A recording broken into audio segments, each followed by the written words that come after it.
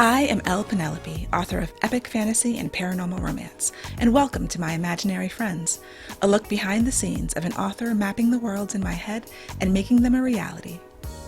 Hello friends, today is Saturday, July 3rd, 2021, and this is episode 127 of my imaginary friends. I'm Leslie, and this week's best thing is, it's a very good question. I've been trying to figure out what this week's best thing was because I had a tough week.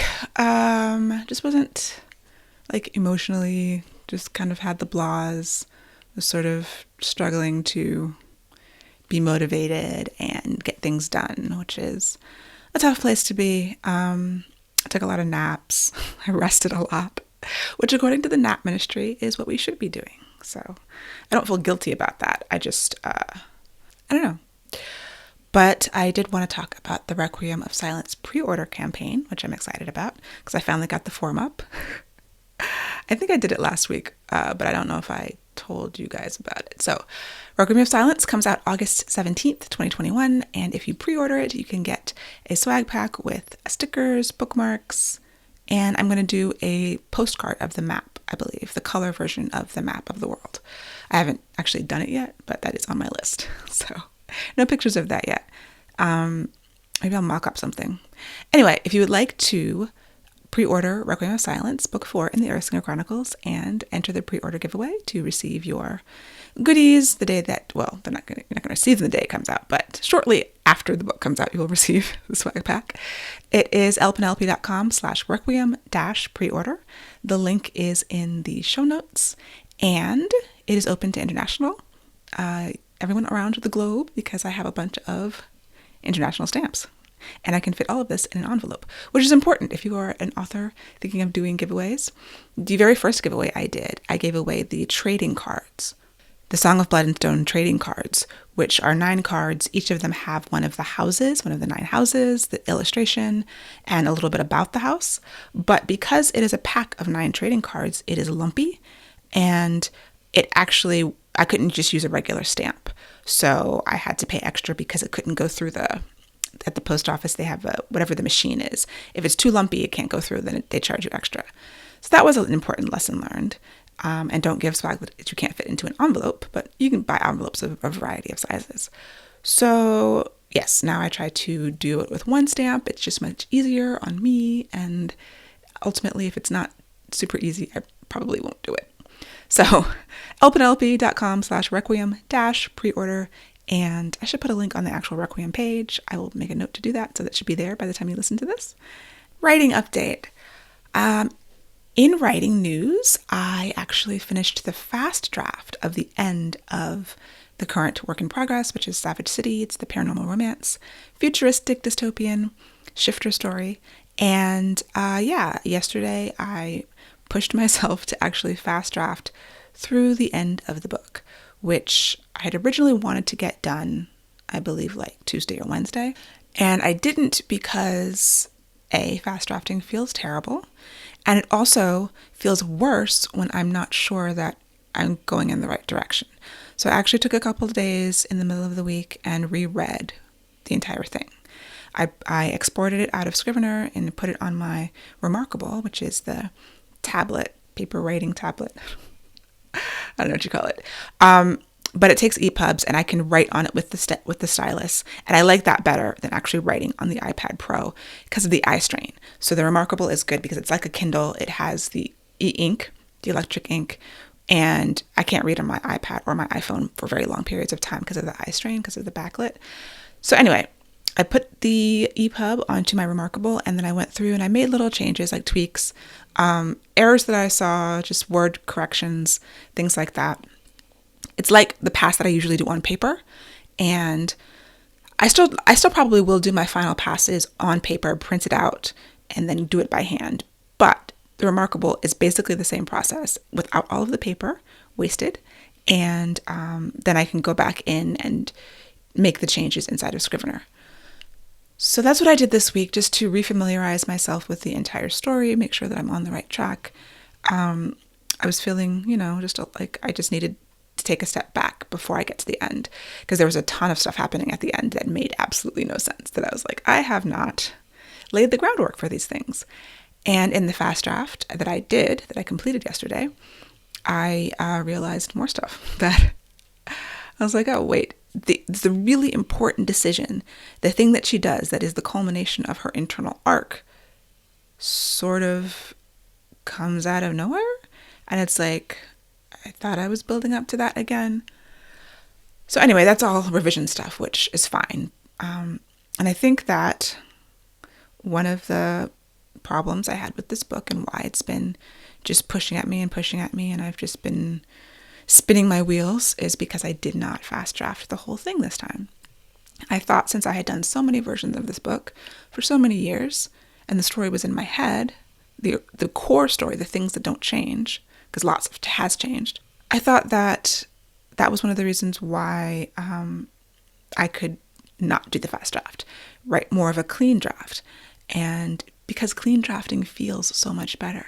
And it's the beginning of this process, when everything was going really smoothly, and I was just writing, and I was just getting the words every day, and it was like, this is amazing. What's happening? This is not how it usually goes, but it's amazing, so I'm going to keep with it. That was probably when I should have said, like I could tell that it was going to go off track. And it did. It went off track in a big way, which is why we fast draft. I didn't fast draft the whole thing from beginning to end. I got caught up in the rush, the endorphin high of writing words that sounded good and felt good. And because I hate fast drafting. I hate first drafts. And I was like, oh, well, maybe this has changed. And my process has taught me that it hasn't. So I have a standing request of my mastermind partners that if they hear me talking every week about not fast drafting, they're supposed to stop me. I will make the same request of you, dear listener. If, when I'm writing my next book, or at some point down the road, I'm supposed to be fast drafting, and I'm like, I'm throwing all that out the window and writing clean words, someone please, in the comments, be like, Leslie, remember that you said to remind you, if you did this, that you were going off the rails, and that was a bad idea. I would appreciate that. Because I'm always fighting against myself. But yeah, even fast drafting the last third of the book, basically Act 3, which is not technically a third, but anyway, part of Act 2 and Act 3. Even with the fast draft, I mean, every scene I was like, oh wait, that doesn't make sense. How can you, wait, what? Which is why we fast draft. So we don't write ourselves, or so we minimize writing ourselves into corners as much as possible. I mean, it's still going to happen. Anyway, I could have saved myself a lot of heartache if I had followed my own rule, ignored how wonderful those endorphins were feeling when all of the words were coming and they were coming clean, and recognized that even though that felt really good, it was going to cause me problems down the road. Because I'm not able to see it until I write it. And I was talking to someone about plotting and pantsing. And yes, I'm a plotter. I have a detailed plot. That doesn't mean that I know what's going to happen in the book. It just means that this is what I think is going to happen. And when I write the fast draft, I will find out if I'm right or if I'm wrong. And at that point, it's relatively low effort, or it's less effort to fix it, to get back on the right track, as opposed to when you have 50,000 clean words and you realize the character motivation is wrong.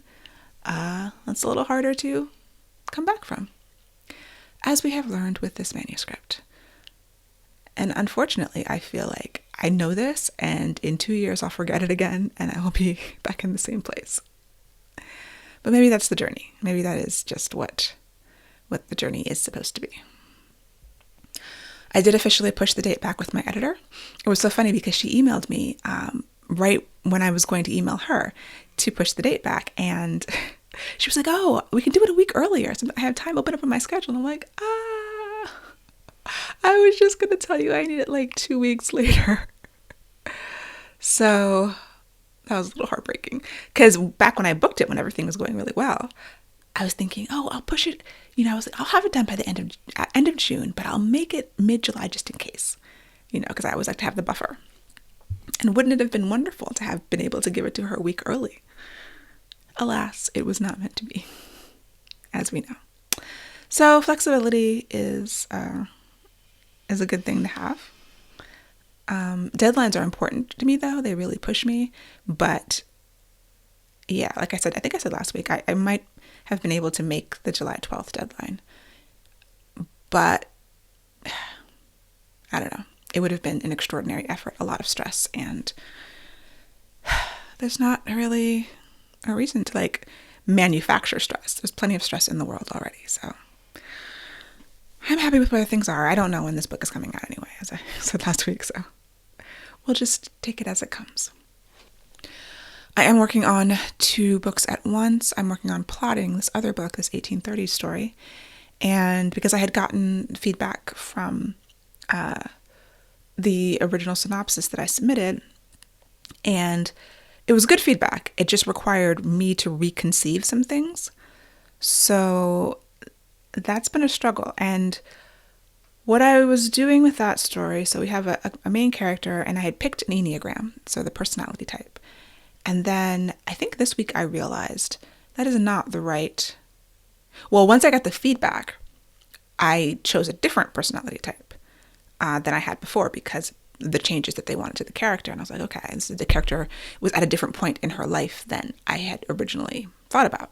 So I was like, well, at this point in her life, she's kind of just getting started on her journey, and she wouldn't... I don't know. I felt like I needed to change the personality type. And this week I realized I need to change it to something else. It just wasn't working. I couldn't wrap my head around the personality. I couldn't wrap my head around the changes. If I didn't know the personality, then I couldn't figure out what her actions would be. Like, the actions should come from the character. I do a lot of plot first writing. So I know what the story I want to tell. I know the points I want to hit. And especially with this, when the story kind of originated elsewhere and I'm trying to make it so that it's something I can write while still being in line with, the original vision of it. And I've just been really having a difficult time wrapping my head around it. So instead of Enneagrams, I decided to try a different method of character development, which is the archetypes.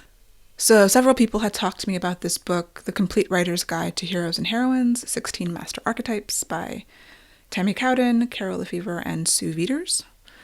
And so, yeah, I finally, I bought this a few months ago, and I had looked through it, and so I was like, none of the Enneagrams were quite right. And I know you can't just pick one and that's it. Like, people have a variety of shades to their personalities, and Enneagrams even have wings, so they could be an 8 with a 2 wing or a 6 wing or whatever, to bring in those other aspects of personality.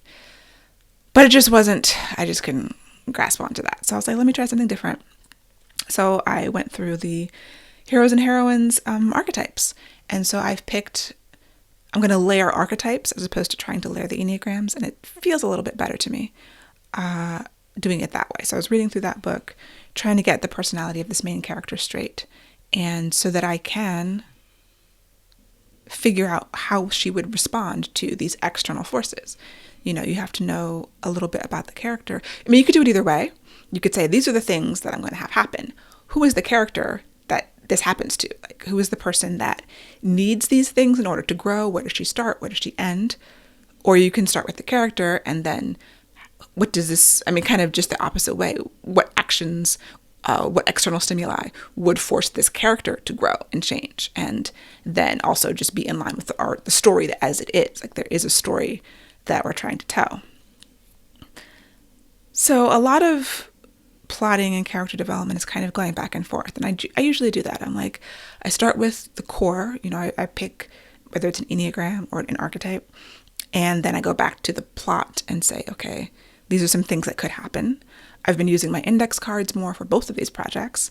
So with this one, since I'm in the plotting stage, every time I have an idea about something that could happen, I write it down in an index card and put it in my little index card box. And so ideas about characters, what they might do, situations that might come up, since it's historical, something cool I found in research that I would like to incorporate, all of that goes in the index cards. And then every once in a while, I take them all out and look at them and remind myself of what I've written. And I've been doing that with Savage City too, as I have been going through the end of it. And I think it's it's a helpful process. I think Susan Dennard was the person who I've heard about that from. Like, I've used index cards in a variety of different ways, but this sort of putting it on the index card as opposed to putting it in my notebook, which is where I would usually do, then it's like flipping back. Where was that idea? Like, that was, 2 weeks, 10 pages ago. Index cards are like a discrete thing, so you can just pile them all out, look at them all, or flip through them. And then I can say, oh, I used this, I didn't use this yet, I might not use that, and kind of categorize them like that. So that's super helpful. But yeah, I really need to get a handle on this main character and then the secondary characters, because they need to either, I feel like they need to work in opposition almost. There has to be some kind of conflict between, they have to be different characters. They have to have different personalities so that they clash, but also help each other. And that's part of the story that I'm telling. And yeah, so working on two different things at once is also a little difficult because I'll get caught up in one. And what I've been doing is the one that is hardest I start with. So I'm starting with the plotting of this new story. I do that for about an hour before I move to Savage City, which was just either fast drafting or revising. Because I found that if I was putting off the plotting of the new story, and I was like, oh, I'll do it after I check my email. I'll do it after I get some work done. And then 4:00 came and I was completely exhausted, had no mental, bandwidth for this project. So do it first. That is the most important rule I've ever learned about writing. Do it first, or as close to first as possible. I credit Margie Lawson for that.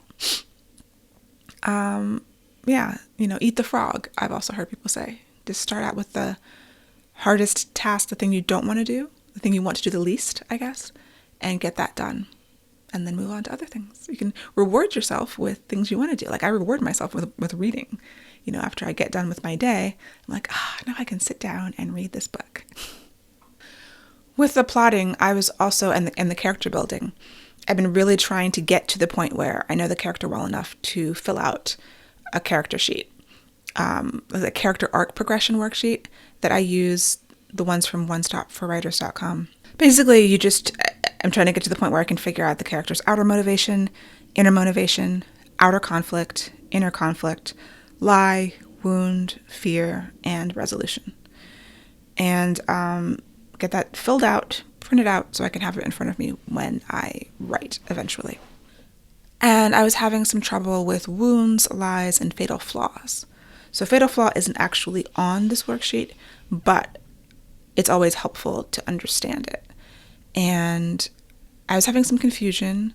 I knew that your wound, the character's wound, causes the lie, and the lie is the misbelief. And I came across a post on Reddit where someone was having this confusion about flaws versus lies. And I was also since I was kind of spinning myself in circles, I lost track of which was which. And I read this and it really helped. Lies are how a character hurts themselves. So their lie or their misbelief is the thing that they need to overcome internally. A flaw is how the character hurts the world. And it's the externalized lie, I guess. So that was really interesting. It was a good reminder, because I feel like I've read that somewhere or heard that somewhere before, but I forgot. And that helped me clarify. I really like using the sacred flaw method, which is in the Science of Storytelling book by Will Storr. And I created a worksheet for that. And I've talked about that before. But, the character's flaw is also what they think their superpower is. So it's their way of viewing the world that helps them cope with all of their inner pain, with their wound. But it's also the thing they have to overcome, their flaw, right? In a positive change arc, or I guess in a negative change arc, they would give into the flaw. And a flat arc, every character has flaws, but I'd have to look at that again. I guess in a flat arc, they're not super flawed. The world is more flawed. Like, a flat arc is not concerned with the character's flaw as much as it is the world's flaw, and the character is trying to impress their will, their, rightness, quote unquote, on the world. Anyway, I've been mired in the world of wounds, lies, and fatal flaws all week. And I think I'm starting to understand this character. I have this main character, and then I have the secondary character who's kind of like the sidekick almost. That's not really accurate, but we'll call it that for now. I was thinking of it originally in my original version as a mentor-mentee, but now that we're moving my main character back a little bit, more of an origin story, then it's less of a mentor relationship and more of a, I don't know, just a sub character, just a supporting character in the story who has her own journey and has her own arc as well. So there's two female characters that I have to figure out their personalities, what makes them work well together and what makes them clash and come into conflict.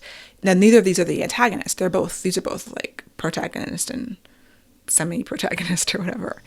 And I also have to figure out, more about the antagonist, which I don't think is going to change too much from what I had originally.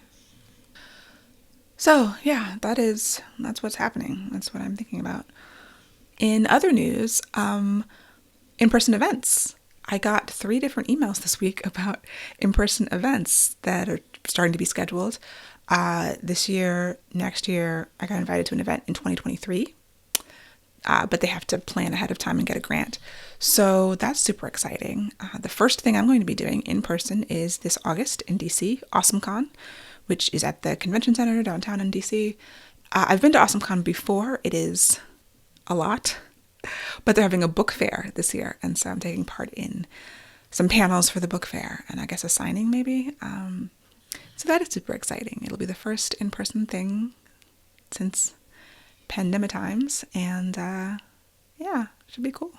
I'm interested to see if it's going to be as crowded as the last time I went. I have a feeling probably not, but you never know. People are kind of itching to get out.